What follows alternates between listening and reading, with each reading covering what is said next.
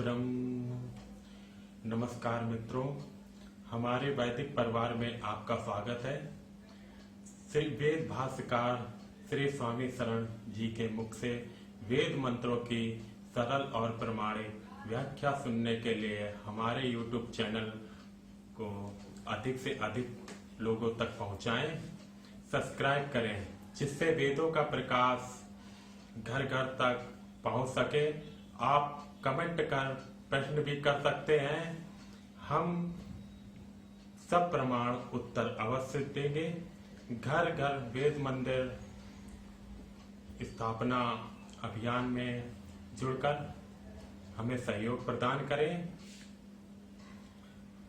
हमारा वेद भाष्य, वेदायन और अन्य वैदिक साहित्य घर बैठे प्राप्त करने के लिए आदेश करें। हमारी वेबसाइट वेदायन पर सभी पुस्तकें निःशुल्क PDF में उपलब्ध हैं।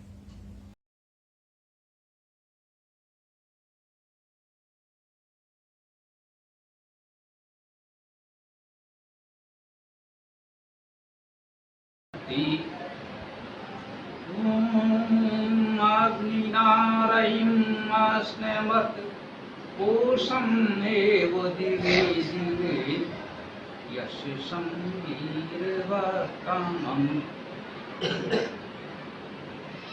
पिछली बार हम लोगों ने 2-3 मंत्र की चर्चा की थी। हमने उसमें ये जाना था अग्नि अर्थात अग्रणी स्वरूप परमात्मा पूर्वे भी ऋषि पूर्व के ऋषियों द्वारा और उसी प्रकार नूतन नए लोगों के द्वारा भी स्तुति है। जैसे पूर्व के ऋषि महर्षि उसकी स्तुति करते आए हैं, उसके गुणों का वर्णन कीर्तन करते आए हैं, वैसे ही हम नवीन लोग भी करते हैं, करना चाहिए। ये हमारा दायित्व भी है और अधिकार भी।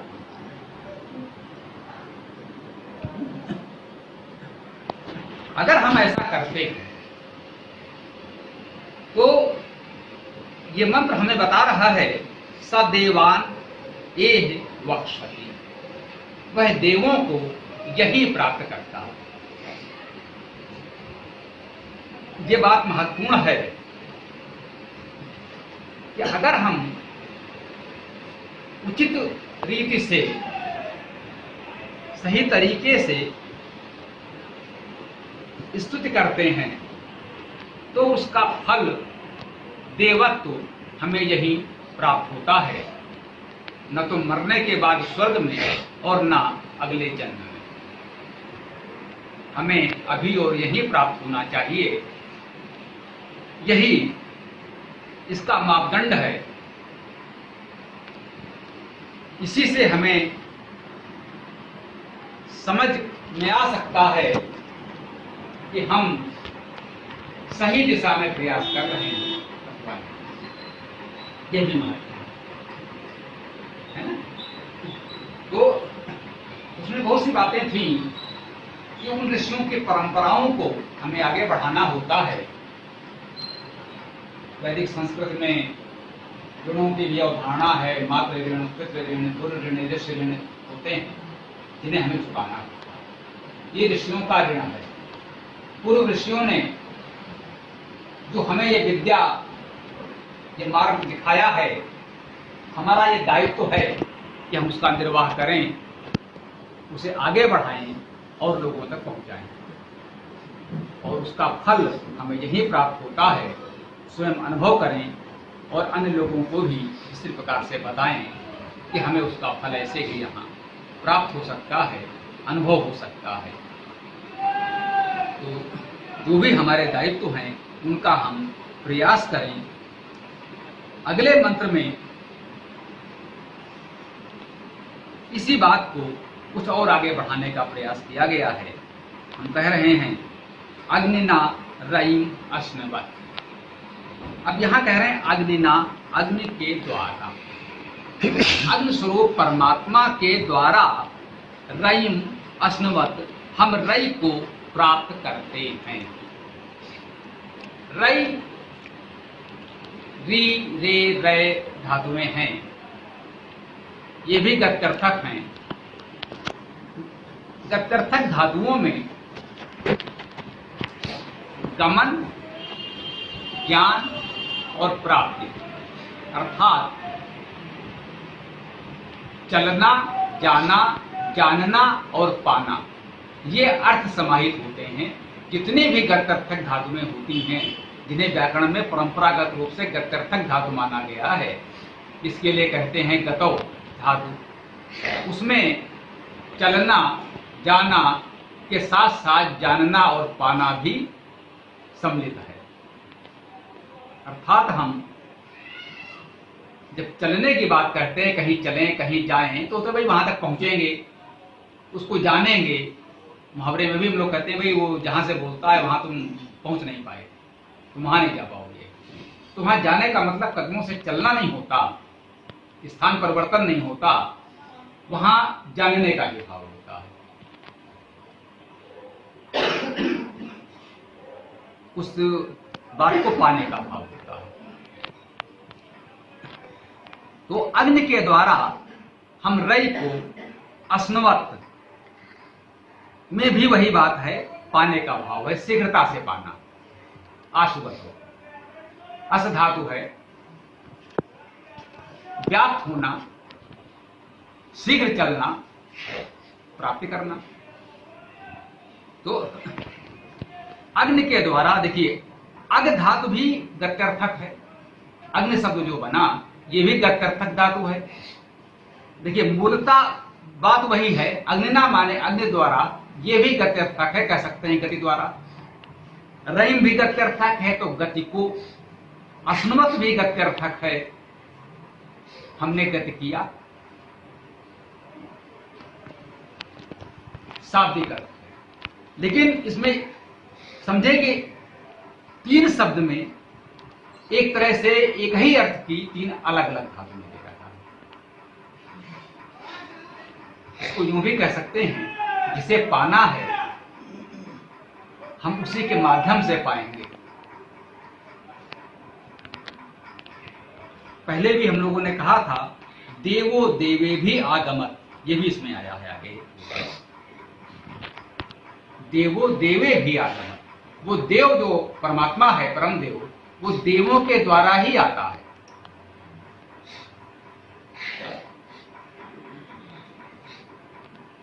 हम जो बोएंगे वही पाएंगे। बोया पेड़ बबूल का, आम कहां से खाए। अगर हमें आम पाना है तो आम का पेड़ लगाना होगा।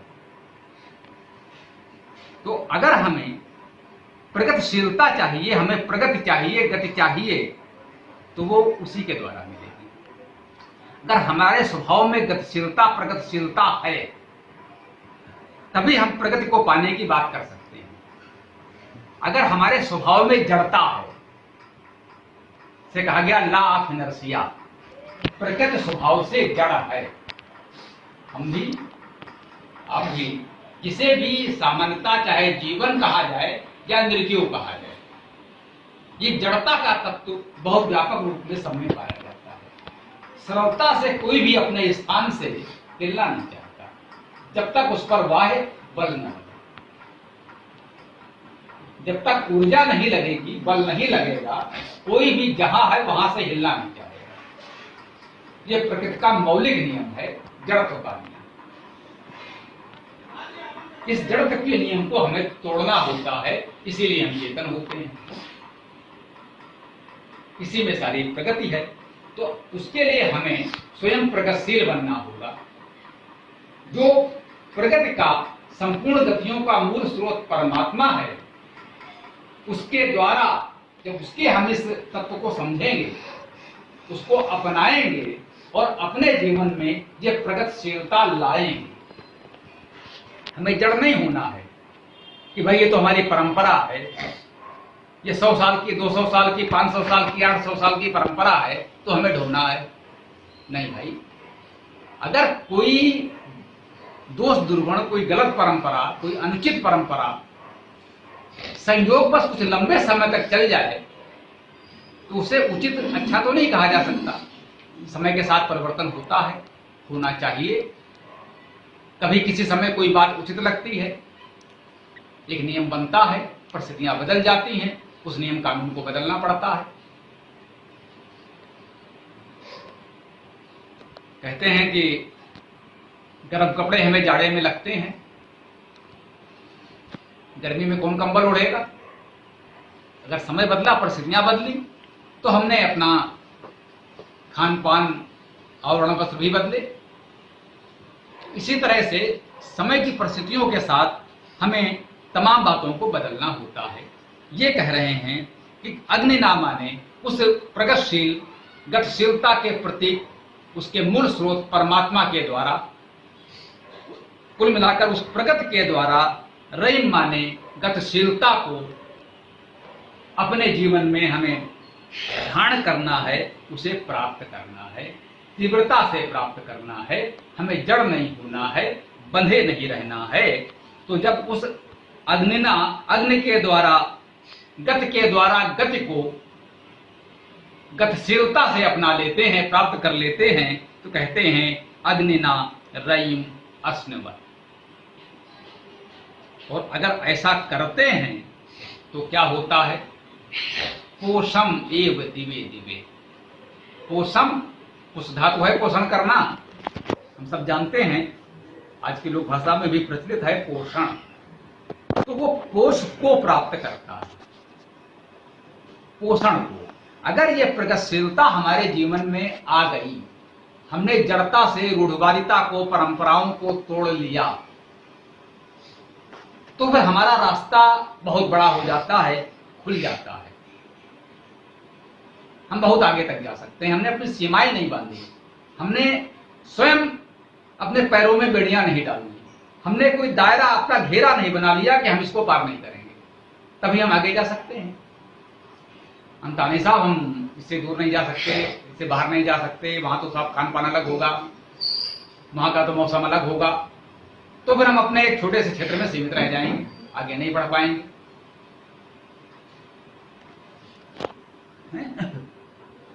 तो अगर हम आगे बढ़ते हैं तब हमें वास्तविक पोषण प्राप्त होता है, सफलता प्राप्त होती है। एव माने ही दिवे दिवे माने दिन प्रतिदिन। लोक व्यवहार में दिवे दिवे माने दिन प्रतिदिन। अगर धातुगत अर्थ लेंगे तो दिव धातु है, इसी से देव भी बनता है। दिवकार चमकना, प्रकाशित होना, प्रकाशित करना, है ना। कुछ ना कुछ दिव्यता, कुछ प्रकाश, हर ज्योतिपुंज में हमें एक पोषण मिलेगा। जब हम इन दायरों को, घेरों को तोड़कर आगे बढ़ते हैं, हमें नए नए प्रकाश पुंज मिलेंगे, नई नई जानकारियां मिलेंगी, नए नए लोगों से मिलेंगे, नए नए स्थानों पर जाएंगे, हर जगह कुछ नया जानने को मिलेगा। उस हर प्रकाश में, दिवे दिवे, हर उस दिव्यता में हमें कुछ पोषण मिलेगा, कुछ नया मिलेगा, हमारी क्षमता, साधन बढ़ेंगे।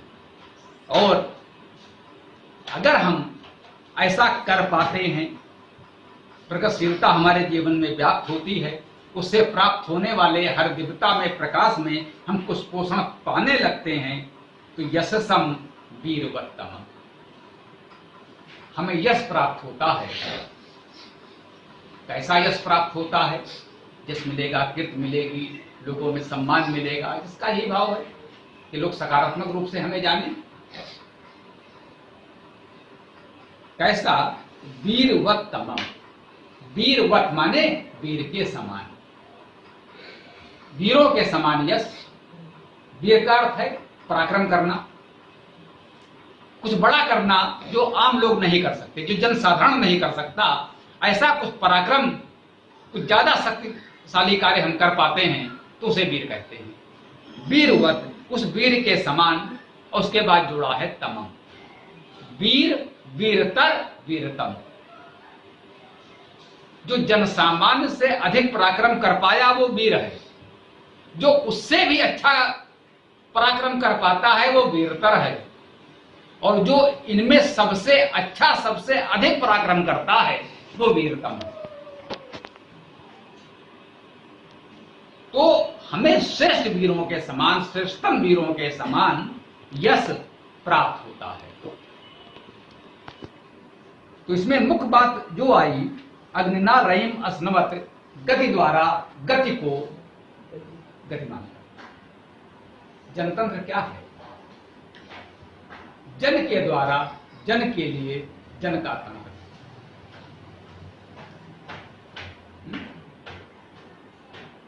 उस प्रगतिशीलता को अपनाकर हम प्रगति को प्रगति दें। अग्निना रयिम अस्नवत। यम वेदस्य वेदता, कहते हैं यही वेद का वेदत्व है। आप उसके इन शब्दों की भाषा को जरा देखते जाइए, तब इसका आनंद मिलेगा। इस काव्य के सौंदर्य को देखिए, इन शब्दों की बाजीगरी को देखिए, इन शब्दों में क्या क्या कितना छिपा है। कहीं से किसी ने कोई शब्द का अर्थ बता दिया, यूं लिख दिया, वो आनंद नहीं मिलेगा, वो वेद नहीं है। वो तो आपने कहीं से कोई वाक्य यहां वहां पढ़ लिया। वेद का वास्तविक लाभ, वास्तविक आनंद तभी मिलेगा जब आप वेद के शब्दों को इस रूप में समझने का प्रयास करेंगे, अन्यथा ये आनंद नहीं मिल पाएगा। अनुवाद से मिल ही नहीं सकता। जो मूल भाव है, जो मूल शब्दों में वो बात कही जा रही है, वो किसी भी भाषा में उसका समानार्थक मिलता जुलता शब्द ढूंढकर समझा देना एक अलग बात है। एक जन सामान्य का कुछ बोध तो हो सकता है कि वो किस विषय में बात कर रहा है, लेकिन उसकी गहनता को, इस गहराई को, इस व्यापकता को, इस काव्य सौंदर्य को, इस शब्द सौंदर्य को हम अनुवाद से नहीं पा सकते। इसीलिए आवश्यक है कि वेद को वेद की भाषा में पढ़ा जाए, और यह कार्य संभवतः पिछले 1000 वर्षों में तो नहीं हुआ। हम दावे से कह सकते हैं पिछले 1000 वर्षों में तो वेद को वेद की भाषा में नहीं पढ़ा गया। राजा भोज के बाद वेद का अध्ययन शून्य समाप्त हो गया। उसके बाद यह सांप्रदायिक कर्मकांडियों के हाथ लग गया। वो केवल वेद के मंत्र पढ़ करके यहां वहां उल्टे सीधे पूजा पाठ कराकर लोगों को ठगने में ही वेद का उपयोग होने लगा। तो स्वाभाविक है, ऐसे वेद का विरोध भी होना ही था, होना भी चाहिए। वेद के मूल तत्व को लोगों ने समझा ही नहीं, इन शब्दों को इस रूप में कहीं बताया ही नहीं। इनकी चर्चा कभी भी आप लोगों ने की है। जरा अगर उबड़ महीधर सायण का भाष्य पढ़ा जाए तो वाकई इतना हास्यास्पद है इस दृष्टि से कि लोगों को जैसे कहें वेद से घृणा हो जाए। मैं उनकी निंदा नहीं कर रहा हूं, महान विद्वान थे। आज हम जो कार्य कर रहे हैं उनसे बहुत सहयोग मिल रहा है। अगर उन्होंने ये कार्य न किया होता तो हमारे लिए ये कार्य करना कठिन होता। उन्होंने किसी भी शब्द का गलत अर्थ नहीं बताया है। कुछ लोग उनकी एक तरफ से निंदा ही करते हैं कि साहब उन्होंने क्या अर्थ कर दिया है। कुछ चीजें वाकई बहुत ही अनुचित प्रतीत होती हैं, ठीक है, लेकिन हमने ये देखा कि उन्होंने किसी भी शब्द का अर्थ गलत नहीं बताया। जितने उन्होंने शब्दों के अर्थ दिए, सारे शब्दों के अर्थ बिल्कुल सही हैं। जब शब्दों के अर्थ सही हैं तब मंत्रों के अर्थ गलत कैसे हो गए? ये विचित्र बात है। उबड़ महीधर सायण के भाष्य में शब्दों के अर्थ सही हैं, फिर भी मंत्रों के अर्थ गलत हो गए। अब ये कैसे हो गए? मतलब वो मूर्ख नहीं थे, वो शब्दों को जानते समझते थे, भाषा व्याकरण के अच्छे विद्वान थे, फिर उनसे ये गलती कैसे हुई? ये परिस्थितियों की देन है। कह सकते हैं वो मजबूर थे। कुछ तो मजबूरियां रही होंगी, कोई यूं बेवफा नहीं होता। इतने विद्वान थे, सारे शब्द का सही अर्थ जानते थे, फिर भी वेद का अर्थ गलत कर गए। क्यों कर गए? कर नहीं गए, जो कहिए उन्हें करना पड़ा, मजबूर थे। जो उनके आश्रयदाता थे, जो उस समय की परिस्थितियां थी, उनको एक राजा ने कैबिनेट का दर्जा दिया, कैबिनेट मंत्री की हैसियत से सारी सुविधाएं थी, तमाम उनके सहयोगी सहायक विद्वान थे, उन सबके सहयोग से उन्होंने कार्य किया। किसी ने राजा साहब को समझाया होगा कि भाई ऐसा कुछ किया जाना चाहिए। राजा साहब ने अपने एक मंत्री से कहा कि भाई ये काम करना है। माधव थे उनके मंत्री। माधव ने कहा कि अब अपने पास तो यही कैबिनेट का काम इतना ज्यादा है, अपने बस का नहीं है, मेरा एक भाई है, वो भी विद्वान है, अगले के पास और कोई काम नहीं है, यही सौंप दो। तो शरण उनके छोटे भाई थे, शरण को ये काम सौंप दिया गया। तो शरण ने ये भाष्य कर दिया, उसको माधवी भाष्य कहा जाता है, क्योंकि असाइनमेंट उनके बड़े भाई माधव की वजह से मिला था, इसलिए उसको माधवी भाष्य भी उन्होंने कहा कि भैया उसका श्रेय भैया को ही है जिन्होंने हमें असाइनमेंट दिलवाया, ये ऑर्डर मिला। तो जब काम इस प्रोजेक्ट के तहत होगा, कोई दूसरा पैसा लगाकर काम करवाएगा, तो उसका नतीजा यही आएगा। भले ही आज मेरे पास भीड़ नहीं है, साधन नहीं है, संख्या नहीं है, लेकिन हम इसके लिए बाध्य भी नहीं, हम किसी दूसरे की इच्छा के अनुसार अर्थ करने के लिए बाध्य भी नहीं है। हम जो अर्थ कर रहे हैं पूरी ईमानदारी से कर पा रहे हैं, है ना। तो ये हमारे साथ एक अच्छी बात है कि हम किसी के आगे मजबूर नहीं है कि उसने कहा भाई ऐसा करना है। दयानंद के साथ भी परिस्थितियां थी, वो भी जयपुर नरेश के राजमहल में रहते थे। तमाम कुछ अच्छा करते करते अपने समय की परिस्थिति में उन्हें राष्ट्रवाद भी स्थापित करना था, और राजा साहब का साधन था थोड़ा उनको भी खुश करना था। तो तमाम कुछ अच्छा करते करते भी कहीं ना कहीं उनको चुप्पी साध लेनी पड़ी, चुप्पी साध लेनी पड़ी। किसी गलत चीज को उन्होंने बहुत हाईलाइट तो नहीं होने दिया, कहीं कहीं वो चुप्पी साध गए। और अंत में दयानंद ने 10 नियम बता दिए, बउआ ये असली बात मेरी, और बाकी अगर हम कहीं कुछ बोल गए हैं, लिख गए हैं, तो मान लेना वो दूसरों का है, मजबूरी में लिखना पड़ा होगा। असली उनका 10 सिद्धांत ये मेरे, हमने जितना लिखा है उनको 10 कसौटी पर परख लेना, अगर इसके अनुकूल है तो मेरा, अगर इससे परे जाए तो मान लेना वो मेरी मजबूरी रही होगी। तो हमको इस ईमानदारी से काम करना है। तो एक एक शब्द का जिस प्रकार से अगर हम समझेंगे तो हमें उसका काव्य सौंदर्य, शब्द सौंदर्य, भाषा का सौंदर्य हमें मिलेगा, और उसका हम वास्तविक आनंद उठा सकेंगे। ये हर भाषा में होता है। इसे वाल्मीकि ने लिखा, एवं मुक्ता बिन राम रामा। अब बिन राम रामा का जो काव्य सौंदर्य है, जो शब्द सौंदर्य है, इसका किसी भी भाषा में अनुवाद कर दो वो नहीं आएगा। रम धातु से राम बना, और उसी रम धातु से वीर राम रामा, राम ने विराम लिया। अब कर लो इसका अनुवाद है अंग्रेजी फारसी किसी भाषा में, चीनी जापानी किसी भाषा में। अब राम रामा, राम ने विराम लिया, ये सौंदर्य वहां नहीं आ सकता। वो बात तो कही जा सकती है दूसरी भाषा में। खंड खंड पाखंड, कहीं एक शिक्षक पढ़ा। तो जब हम इस स्थिति में आते हैं, जो हमारा लक्ष्य भी है, हम करना चाहते हैं खंड खंड पाखंड, इसका सौंदर्य इन्हीं शब्दों में। तो हम लोगों ने छोटे से मंत्र को इतना ही प्रयास किया, तमाम शब्द हमारे धीरे धीरे परिचित होते जा रहे हैं। तो हमने देखा किस तरह से एक एक शब्द से हम इसको समझ पाते हैं। हम लोग क्रमशः स्वयं भी प्रयास करें कि सारे शब्दों को, वेद के सभी मंत्रों को इसी प्रकार हम आज के मंत्र का ये संदेश हम लोगों ने जाना समझा, हम अपने आप समझ जाएंगे। उनके शब्दों का जो अर्थ गांधीर्य है, उनके शब्दों की जो व्यापकता है, इसीलिए कहा गया है अनंता वै वेदा।